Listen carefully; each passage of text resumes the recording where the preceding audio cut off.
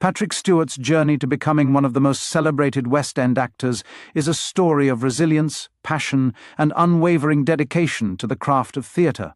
Born in Mirfield, Yorkshire in 1940, Stewart's early life was far removed from the glamour of London's West End.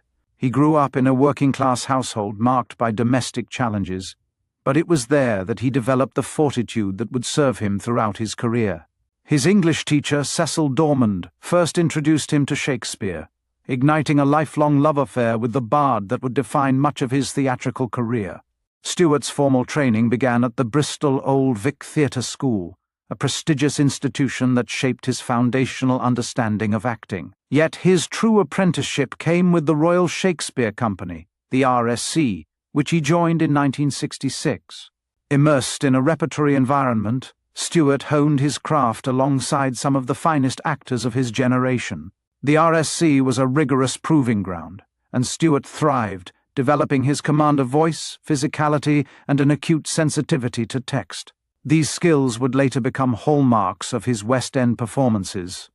It was on the West End stage that Stewart's talent blossomed into something extraordinary. His first major accolade came in 1979 when he won the Laurence Olivier Award for Best Actor in a supporting role for his performance as Enobarbus in Antony and Cleopatra.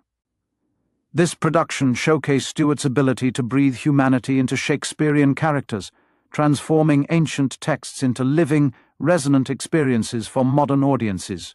Enobarbus's tragic monologue about the barge she sat in was delivered with such poignancy that it left audiences spellbound, a testament to Stewart's mastery of language and emotional nuance. By the 1980s, Patrick Stewart had established himself as one of the leading lights of the West End, earning a reputation for his versatility and magnetic stage presence. Whether performing in classical or contemporary works, he brought an intellectual rigor and emotional depth to every role. His collaboration with legendary directors such as Trevor Nunn and Peter Hall further elevated his performances, as he continually sought new ways to challenge himself and his audiences. One particularly memorable production was Macbeth, where Stewart's portrayal of the tormented Scottish king drew parallels to his own reflections on power and its corrupting influence, a theme that resonated deeply with audiences during the turbulent political landscape of the 1980s. In 2008, Stewart reprised the role of Claudius in Hamlet, a production that earned him his second Laurence Olivier Award and his first Tony Award nomination when it transferred to Broadway. The duality of Claudius, a murderer driven by ambition but riddled with guilt, was brought to life in a way that only an actor of Stewart's caliber could achieve. His ability to convey inner conflict through subtle gestures and vocal inflections turned Claudius into one of the most complex and human villains in Shakespeare's canon. This performance marked a high point in his West End career, solidifying his status as a theatrical icon. Stewart's devotion to the stage was never solely about personal accolades. He has consistently championed the transformative power of theatre, believing that it has the ability to illuminate the human condition and foster empathy.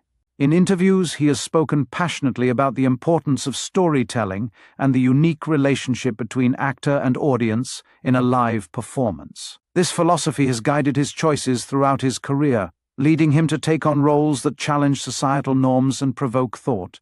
His performance in Waiting for Godot, opposite his close friend Ian McKellen, exemplified this commitment. The production, a West End highlight in 2009, was both profoundly comedic and deeply existential, drawing sellout crowds and introducing a new generation to the brilliance of Samuel Beckett. While he achieved global fame for his screen roles, including Captain Jean-Luc Picard in Star Trek and Professor X in the X-Men films, Stewart never allowed his Hollywood success to eclipse his passion for the stage. Instead, he used his star power to draw audiences to the theatre, often returning to the West End to take on challenging roles that showcased the breadth of his talent.